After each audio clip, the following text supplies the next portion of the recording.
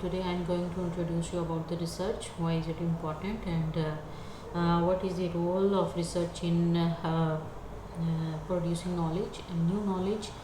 And अभी आपको ये बताती चलूँ कि जिस तरह से अभी तक आप लोग पढ़ते आ रहे हैं, इसमें आप लोगों ने अपनी बुक्स पढ़ते हैं मुख्तलिफ ऑथर्स की, और उसके अंदर अभी तक जितना आप अपना कवर करते आ रहे हैं उसमें आपने नॉलेज की कंजम्पशन की है। और रिसर्च जो है वो एग्जिस्टिंग नॉलेज को आगे बढ़ाने का तरीका है, और इस नॉलेज को बढ़ाने के लिए रिसर्च की जाती है कि एग्जिस्टिंग नॉलेज किस स्टैंड पे खड़ा है, किस पॉइंट पे खड़ा है, और अब इसको फर्दर क्या रिक्वायरमेंट है according to the perception of the researcher, हम इसके अंदर क्या इनोवेशन, क्या क्रिएशन ला सकते हैं। तो रिसर्च सबसे पहले एक छोटा सा इंट्रोडक्टरी सा कुछ पॉइंट्स हैं, कुछ स्लाइड्स हैं कि हम लोग रिसर्च के बारे में कि रिसर्च है क्या चीज़। रिसर्च क्योंकि नॉलेज की प्रोडक्शन करनी है, न्यू नॉलेज बनाना है, इसीलिए हम इस एक सिस्टमेटिक वे के थ्रू ही इस प्रोसेस को अप्रोच करते हैं, और इस सिस्टमेटिक इन्वेस्टिगेशन को हम लोग रिसर्च का नाम देते हैं। आप लोगों ने बचपन में जब आपने मैट्रिक का दिया था उसके अंदर आपने एक साइंटिफिक मेथड ऑफ रिसर्च पढ़ा होगा। तो साइंटिफिक मेथड ऑफ रिसर्च वो सेम मेथड है, वही सेम स्टेप्स हैं जिसके अंदर ऑब्जर्वेशन से लेके हम लोग एक कंक्लूजन तक पहुंचते हैं, हाइपोथेसिस तक आपको पहुंचाते हैं, और उसके बाद फिर डाटा कलेक्शन, और उसके बाद उसके ऊपर इन्वेस्टिगेशन और इंटरप्रिटेशन और इस किस्म की चीज़ें होती हैं। तो सबसे पहले हम लोग रिसर्च की डेफिनेशन देख लेते हैं। Research is a systematic investigation aimed at discovering, interpreting and revising facts, theories और एप्लीकेशन ऑफ द नॉलेज। तो रिवाइजिंग पहले से हमने डिस्कवर करना है कि हमारी फील्ड ऑफ इंटरेस्ट क्या है, हमने किधर कौन से एरिया को एक्सप्लोर करना है या नॉलेज की प्रोडक्शन के लिए और नॉलेज की एनहांसमेंट के लिए कुछ ना कुछ करना है। इंटरप्रेटिंग के सब्जेक्ट जो है, जो कि हमने चूज़ किया है, उसका रिसर्चर के साथ क्या रिलेशन है, और उसके बाद उसकी वो इंटरप्रिटेशन किस तरह से करता है, नॉलेज की इंटरप्रिटेशन वो किस तरह से करता है। एंड रिवाइजिंग फैक्ट्स, जो फैक्ट्स पहले ऑलरेडी लिटरेचर के अंदर बताए जा चुके हैं, उनसे रिलेटेड क्या फैक्ट्स हैं जिनको रिवाइज करने की ज़रूरत है। तो उसके बाद फिर थ्योरीज हैं बहुत सारी, और एप्लीकेशन ऑफ द नॉलेज जो कि अप्लाइड फॉर्म में है। हो सकता है कि हम एक नॉलेज जो कि व्हील से रिलेटेड था उसके बारे वो पहले से वो हो, और लेकिन अब उसके बाद एक गाड़ी आ गई, तो अब गाड़ी से रिलेटेड जितना भी नॉलेज है वो उसको रिसर्च करने की ज़रूरत है, मतलब उसको रिकॉर्ड करने की ज़रूरत है कि अब जो व्हील है उसकी जो नेक्स्ट फॉर्म है, जिसको हम लोग एक गाड़ी की शक्ल में देख रहे हैं हम, तो उससे आगे क्या है। तो एप्लीकेशन ऑफ नॉलेज के अभी अप्लाइड फॉर्म में एक चीज़ क्या है, उसके बाद उसको एक डॉक्यूमेंटेड फॉर्म में नॉलेज का हिस्सा बनाया जाता है। एप्लीकेशन उसकी देखी जाती है, उसकी नए वेज देखे जाते हैं। कोई भी एक थ्योरी है उसको अप्लाई करने का, और उसको उसकी एप्लीकेशन लेवल पे इन चीज़ों को एनहांस किया जाता है। It involves gathering, analysing and interpreting data to answer the question, research question कि ये क्या है। यहाँ से हमारी जो भी तरतीब है किसी भी रिसर्च की, वो यहाँ से स्टार्ट हो। व्हाट इज़ दिस, जैसे छोटा बच्चा होता है वो अपनी क्यूरी को लेके आता है, और क्या ये क्या है। तो जब एक रिसर्चर फील्ड के अंदर जाता है तो वो सबसे पहले देखता है कि ये क्या है, मतलब उसकी एक चीज़ की वो करने के लिए कि ये इसकी डिस्क्रिप्शन क्या है, ये इसका नाम क्या है, और ये इसकी करेक्टरिस्टिक्स क्या है, ये किस लिए यूज़ होती है, और इसको कहते क्या हैं। तो वहाँ से जो एक रिसर्च का आगाज़ होता है, और उसके बाद फिर research answer the question, interpreting the data to answer the question, solve problems और डेवलप न्यू थ्योरीज। ठीक है, कि नई थ्योरीज को फिर डेवलप किया जाता है।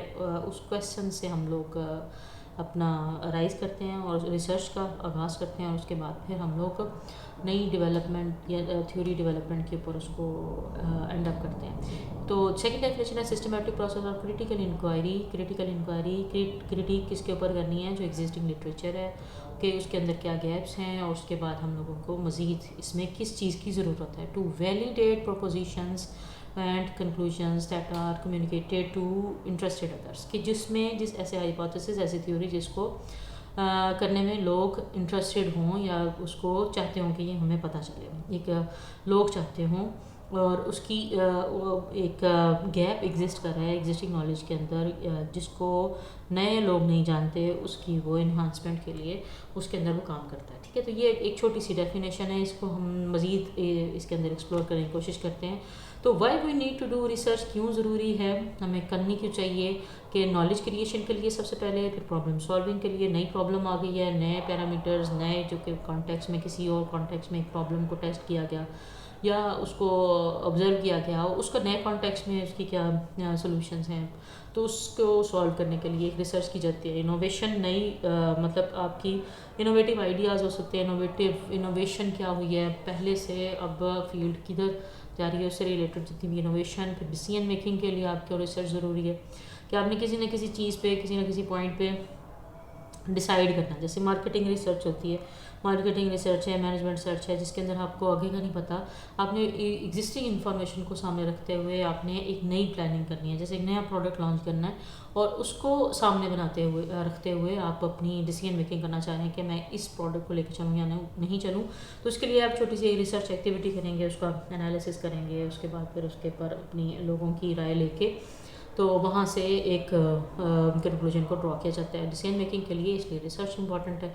और कॉन्टीन्यूस इम्प्रूवमेंट, क्योंकि कॉन्टीन्यूस इम्प्रूवमेंट बहुत ज़्यादा ज़रूरी है इस न्यू एरा में, क्योंकि अगर हम लोग इम्प्रूव नहीं करते तो या तो एब्सोल्यूट हो जाता है कोई सा भी नॉलेज, या अगर हम लोग अपने वक्त के साथ साथ अपने अंदर इम्प्रूवमेंट नहीं लेके आते तो हम एब्सोल्यूट होना शुरू हो जाते हैं। तो कॉन्टीन्यूस इम्प्रूवमेंट ऑर्गेनाइजेशन की प्रोडक्टिविटी उनकी, क्योंकि कंपेटिटर आप जैसा प्रोडक्ट बना लेता है, लेकिन आपको उससे बेहतर कैसे होना है, जब तक आप अपने प्रोसेसेस के अंदर कंटिन्यूस इंप्रूवमेंट नहीं लेके आएंगे, आप अपने कंपेटिटर से इंप्रूव नहीं कर सकते। इसी तरह से पर्सनल एंड प्रोफेशनल डेवलपमेंट के लिए भी रिसर्च की ज़रूरत होती है कि आपको एक नॉलेज की डेप्थ तक जाना है, उसकी एरिया की डेप्थ तक जाना है, ताकि आप उसको अच्छे तरीके से एक्सप्लोर कर सकें। तो ये आपकी जो चीज़ें हैं, ये आपको रिसर्च है कि जो why we need to do research. How research has changed, technological advances की वजह से रिसर्च चेंज हुई है, इंटरडिसिप्लिनरी अप्रोचेस की वजह से रिसर्च चेंज हुई है। जैसे मेडिकल की फील्ड के अंदर ऐसे इंस्ट्रूमेंट्स यूज़ होते हैं जो कि इंजीनियर्स डिसाइड करते हैं। तो इंटरडिसिप्लिनरी एक डिसिप्लिन के अंदर मल्टीपल डिसिप्लिन्स की जब हम बात करते हैं, वहाँ पर हमें रिसर्च की ज़रूरत होती है। ग्लोबल कोलैबोरेशन, जो हम ग्लोबल विलेज बन चुका है हमारा दुनिया जो है, उसी तरह से ग्लोबल कोलैबोरेशन लोगों के साथ कि आपको compete करना होता है, अपने ऑर्गेनाइजेशन, अपने जो कंपेटिटर, आपके ऑर्गेनाइजेशन के कंपेटिटर्स हैं, उनको एनालाइज करना होता है, उनको देखना होता है। इसीलिए ग्लोबल कोलैबोरेशन की वजह से आपको एक रिसर्च की ज़रूरत होती है कि एग्जिस्टिंग जो एक कंपेटिटर्स हैं वो आपके किस स्टेज के ऊपर हैं और आपको किन पॉइंट्स पे काम करने की ज़रूरत है। तो open access and transparency, open access and transparency के लिए क्योंकि हर चीज़ ओपन है, जैसे एआई ने दुनिया को एक तरह से बदल दिया है, हर तरह के रिसोर्सेज आपके पास ओपन है, एक क्लिक के ऊपर आप ऐसे नॉलेज की सामने ले आते हैं जो कि आपने पहले नहीं देखा था। तो ओपन एक्सेस एंड ट्रांसपेरेंसी अब बहुत ज़्यादा हो गया है, इसीलिए आपको इन सब को सामने रखते हुए एक नए नॉलेज की ज़रूरत होती है। तो रिसर्च जिसकी वजह से चेंज हुई है, फोकस ऑन इम्पैक्ट के, इसका जो भी हम रिसर्च देखते हैं उसको हम देखते हैं कि इसका इम्पैक्ट क्या होगा, दुनिया पे क्या इम्पैक्ट होगा, दुनिया में चेंज क्या आएगा, मतलब एक दुनिया जो 1 पे चल रही है तो वो 2 पे कैसे आएगी, मतलब कितना डिफरेंस आ सकता है आपकी रिसर्च की वजह से इस दुनिया के अंदर। तो हाउ रिसर्च हैज़ चेंज्ड, क्योंकि अब बहुत फोकस हो चुका है, कंपटीशन है, ग्लोबलाइजेशन है, नई तरह की रिसर्चेज हैं, नई टेक्नोलॉजीज़ हैं, नए पैरामीटर्स हैं आपकी सक्सेस को मेजर करने के लिए। तो इन सब की वजह से जो है तो आपकी रिसर्च हैज़ चेंज्ड। तो how research helps humans in knowledge creation, ये भी छोटे से पॉइंट्स हैं, इनको हम लोग देख लेते हैं। एडवांसिंग साइंस एंड टेक्नोलॉजी को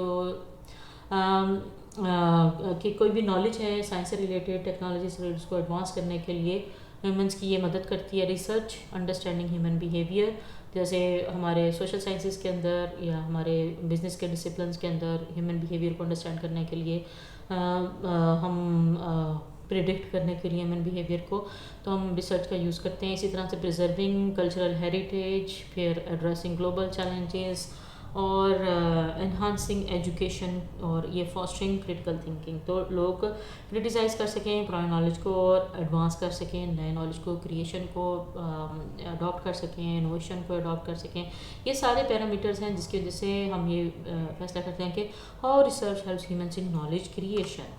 तो इसके बाद अब एआई जैसे बहुत ज़्यादा एडवांस हो चुका है, एआई टूल्स हैं और बहुत सारे, इसके बावजूद हमें रिसर्च की क्यों ज़रूरत है कि रिसर्च के आपको एआई आपको एक टूल प्रोवाइड कर देता है जो आपको मुख्तलिफ ऑथर्स की रिसर्च के बारे में बता देगा, लेकिन स्टिल किन ऑथर्स की बताएगा उसको गाइड करने के लिए आपको रिसर्च करने की ज़रूरत है। तो एक ये छोटी सी स्लाइड को भी सुन लेते हैं, कंप्लीमेंटिंग एआई, कि ये एआई वो खुद से कुछ भी नहीं है, खुद से डेवलप नहीं कर सकता अनटिल एंड अनलेस इंसान उसके अंदर कुछ नया फीड नहीं करेगा सिस्टम्स के अंदर। तो अंडरस्टैंडिंग एआई के लिए भी हमें रिसर्च की ज़रूरत है, एड्रेसिंग एथिकल कंसर्न्स, जिस तरह से प्लेजरिज्म के और इस तरह के रिसर्च के अंदर कंसर्न्स हैं, तो एआई जो है वो आपको कह सकता है कि मतलब बता सकता है कि ये एक प्लेजराइज्ड है, और क्योंकि उसने मुख्तलिफ जगहों से उसको मिला के बनाया है, या एग्जिस्टिंग नॉलेज है जो कि वो उसको मुख्तलिफ तरह से वो बयान कर रहा है। तो इसके अंदर न्यू नॉलेज की कहाँ पर ज़रूरत है, वो आपको हेल्प कर सकता है कि आपको एडवांसिंग एआई डेवलपमेंट, आपको एआई को डेवलप करने के लिए भी ह्यूमन इंटरेक्शन, ह्यूमन रिसर्च की ज़रूरत है, ह्यूमन सेंट्रिक फोकस के ह्यूमन जो है वो फोकस कर सकें, और हर चीज़ इसमें मैकेनिस्टिक ना हो जाए, तो ह्यूमन सेंट्रिक फोकस को बढ़ाने के लिए रिसर्च की ज़रूरत है। Enhancing AI performance, promoting innovation and adopting to change needs, तो जो भी हमारे चेंज आ रहा है उसको अडॉप्ट करने के लिए हमें रिसर्च की ज़रूरत होती है। तो ये छोटे से पॉइंट्स थे, एक इंट्रोडक्टरी सी स्लाइड थी कि हमें असल में रिसर्च की क्यों ज़रूरत है। तो रिसर्च के लिए जिस तरह से एमफिल के कोर्सेज़, पीएचडी के कोर्सेज़, और जिसके अंदर हम लोग एक पैराडाइम से दूसरे पैराडाइम की तरफ शिफ्ट हो रहे हैं। जैसे हम लोग पहले नॉलेज की कंजम्पशन करते आ रहे हैं, हम यहाँ पर नॉलेज की क्रिएशन की बात करते हैं। जब हम इस तरह की बात करते हैं क्रिएशन की, तो हम एग्जिस्टिंग बॉडी ऑफ नॉलेज को एनालाइज करते हैं और उसके बाद अपने रिसर्च वर्क को एडवांस करने की कोशिश करते हैं, और उसको हम लोग इन पैरामीटर्स के ऊपर अपनी थ्योरी का आगाज़ करते हैं। तो ये एक रिसर्च के कुछ पॉइंट्स हैं।